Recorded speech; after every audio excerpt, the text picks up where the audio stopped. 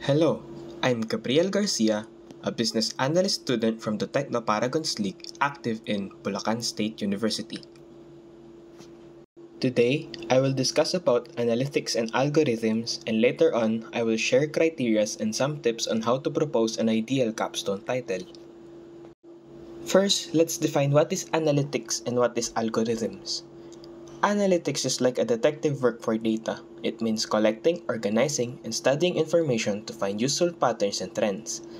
Businesses use analytics to make better decisions, like figuring out what products to sell best or when customers are most likely to shop.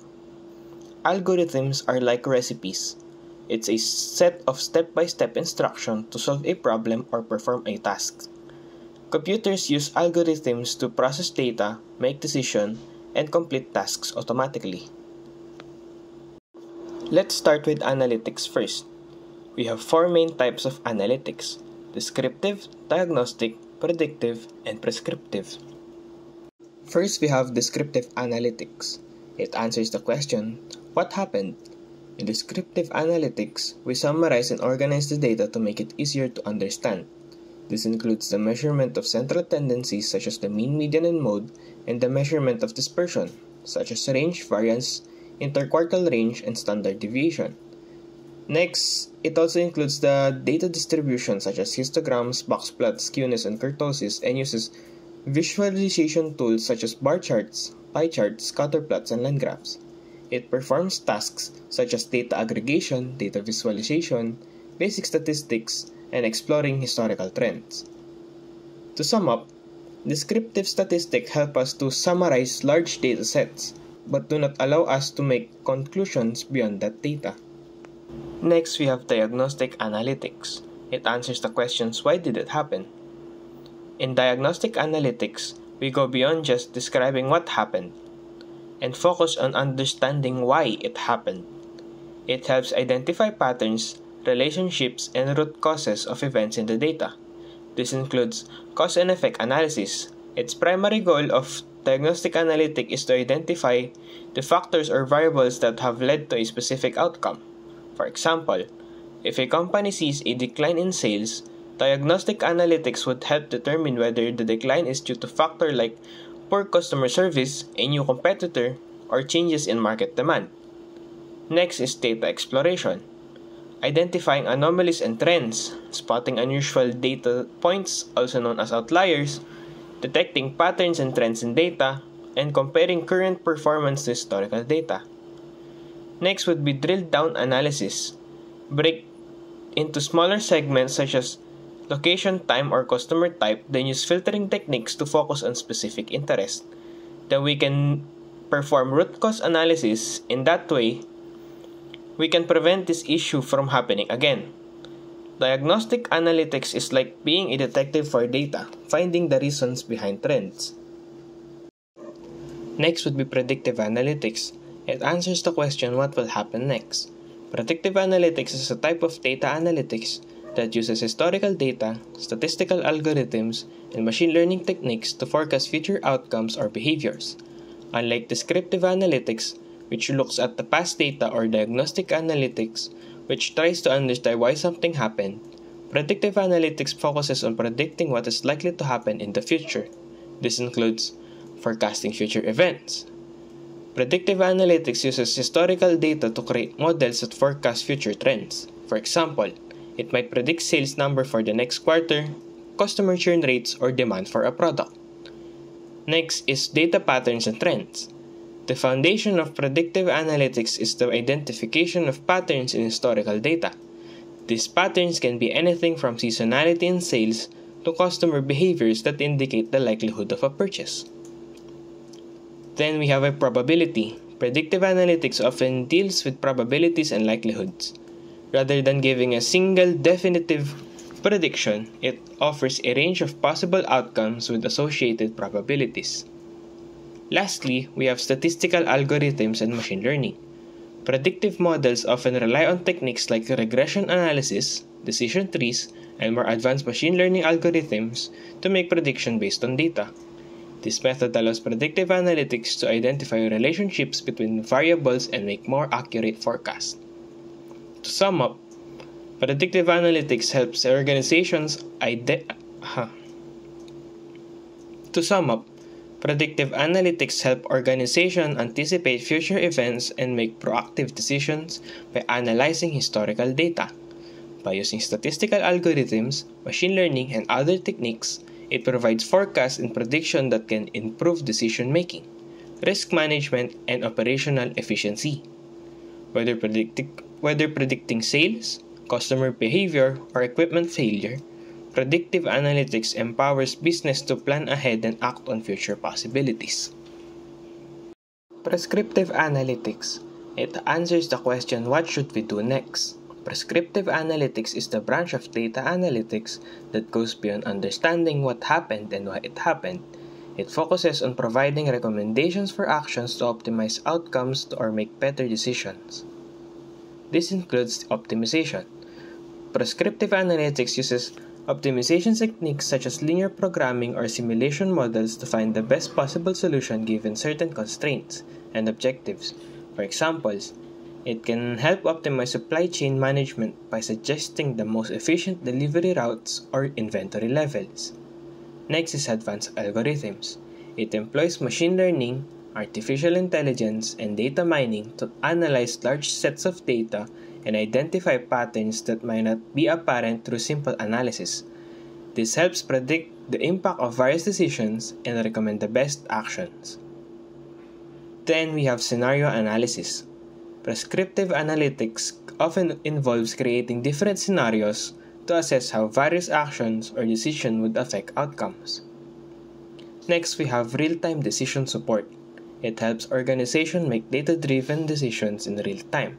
For example, it can suggest actions to take during an ongoing marketing campaign based on current data, allowing businesses to adjust their tactics spontaneously. Last is decision simulation. Prescriptive analytics can simulate different decisions and forecast the possible results of each, allowing businesses to test multiple strategies before choosing the optimal one. In summary, prescriptive analytics is about using data and algorithms to suggest the best possible actions. It takes insights from this Take two. In summary, prescriptive analytics is about using data and algorithms to suggest the best possible actions. It takes insights from descriptive and diagnostic analytics and applies them to future decision-making processes. Now let's proceed to algorithms. These are common types of algorithm. First is sorting algorithm. A sorting algorithm arranges elements in a specific order, such as ascending or descending. Second is search algorithm. A search algorithm finds the position or existence of a specific element in a collection of dataset. Third is machine learning algorithm. A machine learning algorithm enables a system to learn patterns from data and make predictions or decisions without being explicitly programmed. We can classify algorithms into two: supervised and unsupervised learning. In supervised learning, the model is trained on labeled data, meaning each input has a known output. The goal is to map inputs to the correct outputs and make accurate predictions by learning from past examples. The other one is unsupervised learning. The model is given unlabeled data, meaning there are no predefined outputs. The goal is to find hidden patterns, similarities, or structures in the data. Next are some examples of algorithms. First, we have classification. A classification algorithm is a type of machine learning algorithm used to assign input data to a predefined category or class. It is widely used in tasks such as spam detection and disease diagnosis. Its target is a discrete categorical value with predictors based on one or more numerical and/or categorical values. How it works is it has different phases. First is the training phase. The algorithm learns from a labeled dataset where each data point has a known class. It finds patterns and relationships between input features and class labels. Next is the prediction phase. When a new unseen data point is given, the algorithm predicts its class based on the patterns learned during training. Last is evaluation. The accuracy of a classification model is tested using metrics like accuracy, precision, recall, and F1 score. Second is regression. It is used to predict continuous numerical target variable based on one or more input features. The key characteristic of regression is that the output is a real number or a continuous range of values, rather than discrete categories. Its target is a continuous numerical value with predictors based on one or more numerical and/or categorical values. Like classification, it also has three phases. First is the training phase. The algorithm learns from historical data by identifying patterns and relationships between input features and the target variable. Next is the prediction phase. When given the new input data, the model predicts a continuous value, like house price, temperature, or sales revenue. Last is evaluation. The performance of the model is measured using metrics like mean squared error, root mean squared error, and R-squared score to check how well it fits the data. Third is association. It involves identifying relationships between variables in large datasets. It is typically used to find interesting and useful patterns or frequent associations between items. Its key points are: it's often used in market basket analysis, where the goal is to find sets of products that frequently appear together in transaction. The relationship doesn't need to imply causality. It's about finding correlations or patterns. Last is clustering. It is an unsupervised learning method where the goal is to group similar data points together into clusters based on certain characteristics without prior labels. Its key points are: it is used when there is no labeled data. Clusters are formed such that data points within the same cluster are similar to each other, but data points in different clusters are distinct. Last is text mining. Text mining is the process of extracting meaningful information from text documents. It involves techniques such as natural language processing, text classification, and entity recognition.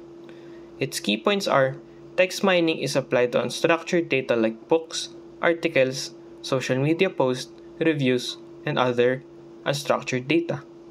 It uses NLP to process and analyze the text for patterns, sentiment, themes, keywords, and other more. Common tasks include topic modeling, sentiment analysis, named entity recognition, and text classification. Such examples is analyzing customer feedback from online reviews to find out common complaints or identify popular features. There are also challenges in using analytics and algorithms. These challenges are data-related challenge, such as data quality issues like incomplete, inconsistent, or incorrect data, which can lead to misleading insights. Next are data collection and availability. Data might not always be available in the required format or quantity. Next would be data biases. If training data is biased, the algorithm may make unfair or incorrect predictions. The next challenge is complexity. Complexity challenges arise due to the increasing size of data, intricate computations, and the need for real-time processing. These challenges can impact efficiency, scalability, and interpretability of the analytics and machine learning models. And the other challenge is the algorithm challenge, such as algorithm selection, or the choosing of the right algorithm for a problem can be complex. Next is overfitting and underfitting. Overfitting means the model memorizes training data but fails on new data, while underfitting, the model is too simple and fails to capture key patterns. Last challenge is the interpretability and explainability. Some models like deep learning act as black boxes, making it difficult to understand how they make the decisions. And for the last part, I will share you some criteria to make an ideal capstone proposal. First, it should be data-driven. Why? A good capstone project should be based on real data. ensuring that findings and solutions are grounded in facts rather than assumptions. Its benefits would be that it ensures the project is measurable and quantifiable. It allows for statistical analysis and validation, and increases credibility and reliability of findings. A bad example of a capstone title is The Importance of Digital Marketing. Why? Because it is too theoretical and lacks data. An example of good title should be Analyzing the Impact of Digital Marketing on Sales Using Customer Data, because 1. It uses real data to provide insights. Next criteria should be the title should be feasible. Why? A project should be realistic and achievable within the given time frame, resources, and expertise. The challenge you would face if the title is not feasible is that it requires too much data that is unavailable or restricted, or it needs computational power or skills beyond the team's capability. So a bad example would be building an AI model to predict earthquakes with 99% accuracy. Why? Because it is too ambitious and lacks available data. An example of a good title should be Analyzing Seismic Patterns for Earthquake Prediction Using Machine Learning. First, because it is not ambiguous, and second, it uses existing data with achievable goals. The last criteria is that the project is derivable of actionable insights. Why? A project should lead to a conclusion that can drive decisions, improvements, or innovation. If a project does not provide useful takeaways, it lacks real-world value. What would its benefits be? First, it helps businesses, organizations, or communities make better decisions. It turns raw data into meaningful solutions and avoid projects that are purely academic without practical use. A bad example would be a study on customer shopping patterns. 1. Because it is too broad and lacks actionability. A good title should be Optimizing Retail Store Layout Based on Customer Shopping Patterns to Increase Sales, because it provides specific and actionable recommendations. Here are some tips for making a capstone research. 1. You should start with the problem, then shape your title around how the data solves it. 2. If possible, mention the industry or domain. 3. Think about who will use your findings. Make the title useful for them. And lastly, look at past studies' recommendations for ideas and relevance. That's all for analytics and algorithms. Thank you for listening.